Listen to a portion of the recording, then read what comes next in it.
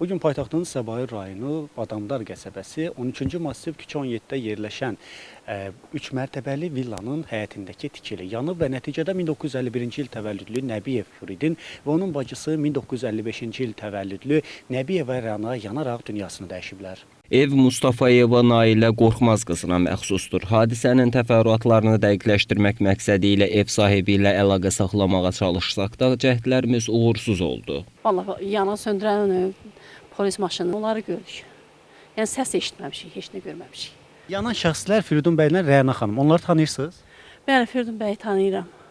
Yaxşı insan idi. Qeyd edək ki, yanğın nəticəsində 3 mərtəbəli fərdi yaşayış evinin həyətyanı ərazisində ümumi sahəsi 40 kvadrat metr olan bir mərtəbəli 2 otaqlı evin bir otağının yanan konstruksiyaları 20 kvadrat metr sahədə yanıb. Yanğın yerinin kəşfiyyatı zamanı 2 nəfərin yanmış meyiti aşkar edilərək aidiyyatı üzrə təhvil verilib. Evin qalan hissəsi yanğından mühafizə olunub. Yanğın yanğından mühafizə bölmələri tərəfindən söndürülüb.